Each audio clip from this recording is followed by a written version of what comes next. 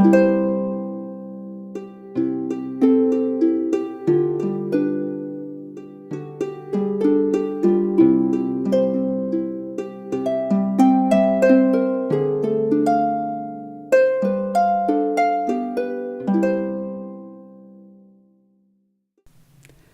bataille de l'Armageddon. Comment se préparer pour la bataille de l'Armageddon? Il ne s'agit pas d'une préparation militaire, mais d'une préparation du cœur et de l'esprit. Les armes qu'il faudra manier seront des armes spirituelles. Le temps de détresse et d'angoisse qui nous attend exigera une foi qui puisse supporter la fatigue, les délais et la faim.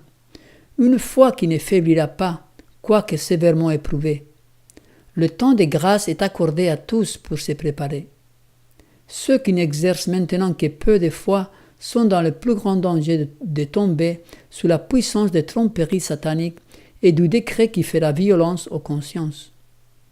Le temps de détresse tel qu'il n'en a point eu va bientôt nous surprendre, et nous aurons alors besoin d'une expérience que nous ne possédons pas encore et que beaucoup ne peuvent obtenir à cause de leur négligence à la rechercher. Pendant que notre grand souverain sacrificateur fait l'expiation pour nous, nous devrions chercher à devenir parfaits en Christ.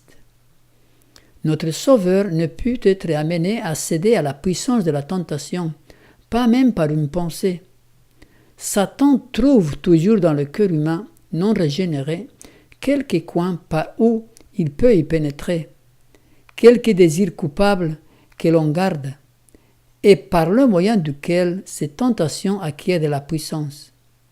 Mais Christ déclare en parlant de lui-même, « Le prince de ce monde vient, mais il n'a rien en moi. » Satan ne pouvait rien trouver dans le Fils de Dieu qui lui permit de remporter la victoire. Il avait gardé les commandements de son Père et il n'y avait en lui aucun péché dont Satan put tirer avantage. C'est la condition dans laquelle doivent se trouver ceux qui pourront passer à travers le temps de détresse. Évidemment, ceux parmi les enfants de Dieu qui arriveront à la bataille de l'Armageddon auront déjà traversé tous les derniers événements prophétiques, c'est-à-dire ils auront fait face à la loi du dimanche, ils auront reçu la puissance du Saint-Esprit, ils auront été scellés, ils auront le nom de Dieu sur leur front, c'est-à-dire qu'ils reflètent son caractère. Toutes ces expériences les ont déjà préparés. Ils n'auront pas besoin de préparations supplémentaires. L'Euphrate desséché est le roi de l'Orient. Dans la Bible, nous trouvons des principes d'interprétation qui sont toujours cohérents et qui doivent être respectés si nous voulons découvrir ces enseignements, surtout lorsqu'il s'agit d'une interprétation prophétique. Babylone, depuis la tour de Babel, représente la révolte contre Dieu, l'ennemi de Dieu. Dans l'histoire ultérieure, ceci a été constaté dans le fait que le royaume de Babylone, dirigé par Nebuchadnezzar, a été effectivement l'ennemi du peuple de Dieu. C'est lui qui a envahi Israël et qui a pris les enfants d'Abraham en captivité. Dieu va susciter un libérateur dans la personne de Cyrus le Perse. C'est lui qui fit tomber le royaume babylonien et qui plus tard permit au peuple juif de retourner en Palestine. Dieu avait prédit cet événement 200 ans avant son accomplissement. Ésaïe 45, verset 1. Ainsi a dit l'Éternel à son oint, à Cyrus, que j'ai pris par la main droite pour terrasser devant lui les nations et délier les ceintures des rois, pour ouvrir les portes devant lui, tellement qu'elles ne soient plus fermées. Et 2 Chronique 36, 22. Mais la première année de Cyrus, roi des Perses, afin que la parole de l'Éternel prononcée par Jérémie fût accomplie, l'Éternel réveilla l'esprit de Cyrus, roi des Perses, qui fit publier par tout son royaume, et même par écrit, un édit portant. Ainsi a dit Cyrus, roi des Perses, l'Éternel, le Dieu des cieux, m'a donné tous les royaumes de la terre, et lui-même m'a ordonné de lui bâtir une maison à Jérusalem, qui est en Juda.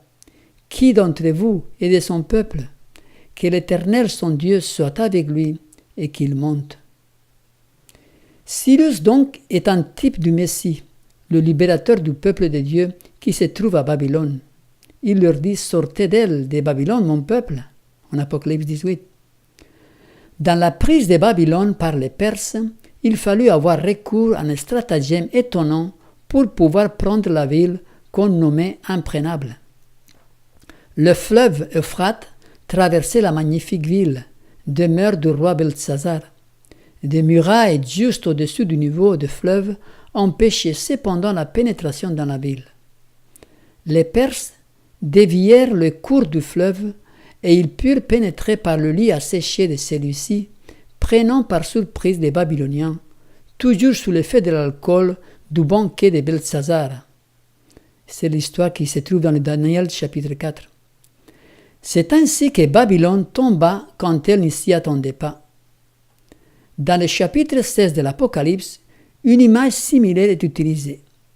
La rivière de l'Euphrate, qui est asséchée, représente le peuple qui soutient Babylone.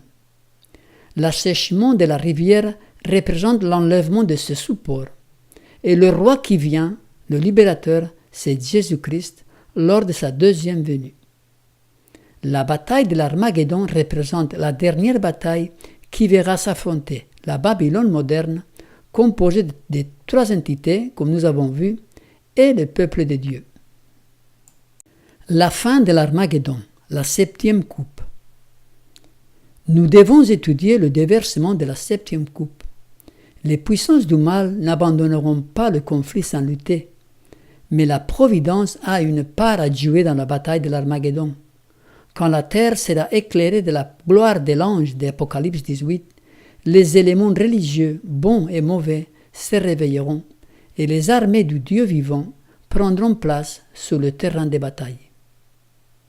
Les enfants de Dieu, certains dans les cachots, d'autres cachés dans les retraites solitaires des forêts et des montagnes, prient encore Dieu de leur accorder sa protection, tandis que de toutes parts, des troupes d'hommes armés, poussés par des légions de mauvais anges, se préparent pour leur œuvre de mort.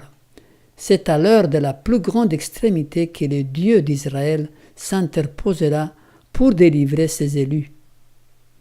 Proférant des cris de triomphe, des moqueries et des imprécations, des foules d'hommes impies sont sur le point de se jeter sur leur proie. Mais soudain, d'épaisses ténèbres, plus sombres que la nuit, descendent sur la terre. Puis, un arc-en-ciel, reflétant la gloire du trône de Dieu, se détache dans le firmament et semble entourer chaque groupe d'enfants de Dieu en prière. Les multitudes irritées sont brusquement arrêtées. Leurs cris moqueurs expirent sur leurs lèvres.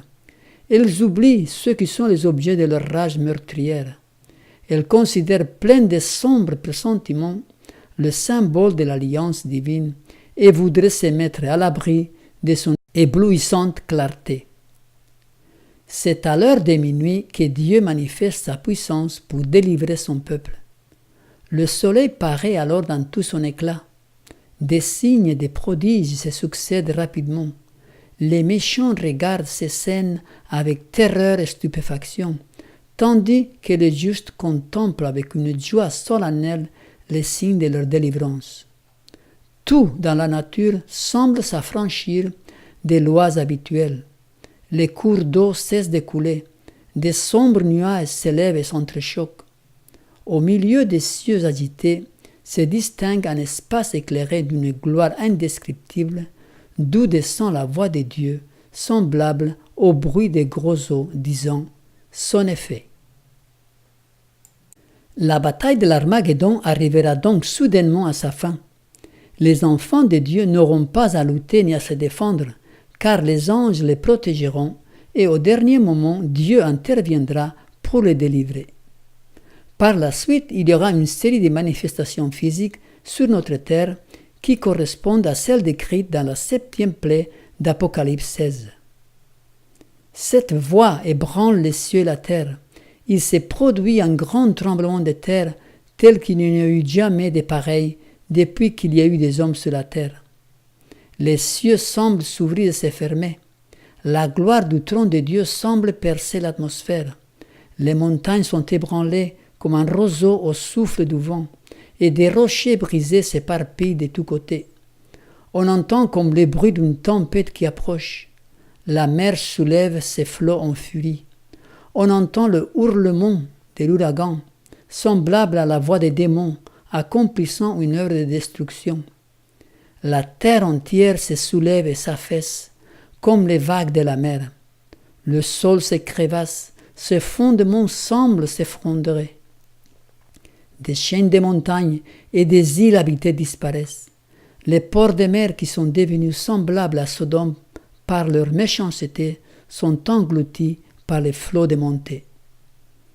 Dieu se souvient de Babylone la Grande pour lui faire boire la coupe du vin de son ardente colère. Une grosse grêle dont les grêlons ont chacun le poids d'un talent opère une grande destruction. Les plus fières cités de la terre sont renversées. Les somptueux palais pour lesquels les grands de la terre ont prodigé leurs richesses en vue de leur gloire personnelle s'écroulent sous leurs yeux. Les murs des prisons s'effondrent et les enfants de Dieu jetés dans les fers à cause de leur foi sont délivrés. La résurrection est spéciale. Parmi toutes ces convulsions de la nature aura lieu un événement très particulier. Certaines personnes seront ressuscitées avant le retour de Jésus pour qu'elles puissent contempler ces glorieux événements. Les sépulcres s'ouvrent et beaucoup de ceux qui dorment dans la poussière de la terre se réveillent, les uns pour la vie éternelle et les autres pour l'opprobre, pour la honte éternelle. Tous ceux qui sont morts dans la foi au message du troisième ange sortent de leur tombe glorifiés pour entendre l'alliance de paix que Dieu fait avec ceux qui ont gardé sa loi. Ceux même qui l'ont percé, ceux qui se moquèrent et se rirent de l'agonie mortelle de Christ, ainsi que les ennemis les plus acharnés de la vérité et de son peuple, sont ressuscités pour le voir dans sa gloire et pour voir de quel bonheur seront récompensés ceux qui ont été droits de cœur et obéissants. De l'Armageddon vers Gog et Magog. La bataille de l'Armageddon est donc le dernier conflit entre Satan et les enfants de Dieu. Il commence avec l'union de toutes les entités politico-religieuses de la planète dans leur lutte contre les enfants de Dieu lors de la 6e plaie, et il se termine avec l'arrivée des rois de l'Orient, qui fait référence à Jésus, et ses armées pour délivrer son peuple lors de la 7e plaie de l'Apocalypse 16. Gog et Magog n'est rien d'autre que le duplicata de l'Armageddon après le millénium, quand Satan réunit de nouveau tous les méchants ressuscités pour lancer une dernière attaque contre la Nouvelle Jérusalem lors de sa descente sur la terre. Comme lors de la bataille de l'Armageddon, il échoue complètement. Le feu descend du ciel et le dévore, lui et les méchants. Satan consulte ses anges et ensuite ses rois, ses conquérants et ses hommes puissants. Il considère leur force et leur grand nombre et déclare que l'armée qui est dans la ville est peu nombreuse comparée à la leur et qu'elle peut être vaincue. Il prépare leurs plans en vue de prendre possession des richesses et de la gloire de la Nouvelle Jérusalem. Tous se préparent immédiatement pour la bataille. Des artisans habiles fabriquent des armes de guerre. Des généraux célèbres organisent ces foules de guerriers par compagnie et par division. Finalement, l'ordre d'avancer est donné et l'innombrable armée s'ébranle. Armée telle que n'en commandèrent jamais les conquérants de ce monde, armée que les forces combinées de tous les siècles, depuis que les guerres ont commencé sur la terre, n'eurent jamais pu égaler. Satan, le plus puissant des guerriers, marche en tête. Ses anges se joignent à lui pour cette dernière lutte. Des rois et des hommes de guerre viennent ensuite, suivent des multitudes en grande compagnie, chacune avec son chef. Avec une précision militaire, cette masse en rang serré avance sur la surface bouleversée de la terre en direction de la cité de Dieu.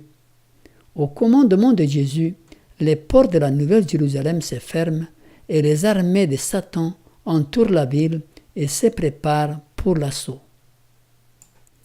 Ensuite a lieu le grand jugement des méchants. Chacun passe à la barre du jugement et chacun reconnaît la justice de Dieu. Satan n'est pas désespéré et il essaie de réunir tous les hommes pour continuer l'assaut, mais les hommes reconnaissent qu'ils ont été trompés et ils se tournent contre lui. Du feu descend du ciel d'après des dieux. La terre est bouleversée. Les armes qui recèlent son sein en sont tirées. Des flammes dévorantes sortent de chaque gouffre béant. Les rochers même sont en feu. Le jour embrasé comme une fournaise est venu. Les éléments fondent avec une chaleur intense et la terre est entièrement brûlée avec tout ce qu'elle contient. La surface de la terre ressemble à une masse en fusion, un vaste lac de feu. C'est le jour du jugement et de la destruction des hommes impies, le jour de la vengeance de l'Éternel et l'année des représailles pour la cause de Sion. Caractéristiques de l'Armageddon. C'est le dernier grand conflit où Satan essaye de détruire les enfants de Dieu. C'est un événement futur, ce sera le dernier événement avant le retour de Jésus. L'Euphrate est symbole des institutions qui soutiennent Babylone. C'est la bataille du grand jour du Dieu Tout-Puissant, Apocalypse 16-14. Les trois esprits impurs représentent la papauté, le protestantisme apostat et le spiritisme ou paganisme. Les agents qui rassemblent le monde sont des entités religieuses en nature, mais les forces réunies sont politiques et militaires. Les préparatifs pour la bataille de l'Armageddon ont lieu pendant la 6e plaie, mais la bataille elle-même est livrée pendant la 7e plaie. Il ne s'agit pas d'une bataille ou d'une guerre entre nations, mais d'un décret de mort issu par les gouvernements des pays contre les enfants de Dieu qui ne veulent pas se soumettre aux lois humaines qui les forcent à travailler le samedi, le sabbat, jour qu'ils considèrent comme sacré et digne d'être respecté. Toutes les nations de la terre seront impliquées. Christ et ses anges interviennent au dernier moment et font cesser la bataille. Les saints sont témoins de la bataille, mais ils ne participent pas directement. Voyons la chronologie de l'Armageddon. La bataille de l'Armageddon a été un terrain très fertile tout au long de l'histoire pour la spéculation prophétique. Les chrétiens et les hommes séculiers, les journalistes en particulier, ont appliqué ce terme à toutes les grandes guerres qu'a connues notre terre depuis la fin du XIXe siècle. Pour ne pas se laisser prendre au piège par ces spéculations, il faut bien connaître la chronologie, car il s'agit du dernier événement de l'histoire de notre monde avant le retour de Jésus. Donc il faut d'abord que tous les derniers événements prophétiques soient accomplis. L'Armageddon aura lieu entre la 6e et la 7e plaie. Donc dans ce tableau, on voit la loi du dimanche, fin du temps de grâce, 6e plaie et retour de Jésus. Ces 4 événements. Donc entre la fin du temps de grâce et la 6e plaie a lieu les 5 dernières plaies, les 5 coupes d'Apocalypse 16. Et entre la 6e coupe ou 6e plaie et le retour de Jésus, il y a lieu l'Armageddon, juste avant la 7e plaie. Donc la 7e plaie, c'est le prélude du retour de Jésus. Voyons maintenant la chronologie du Gog et Magog. Donc il y a l'événement, il y a la 6e plaie, retour de Jésus, comme nous avons déjà vu avec l'Armageddon.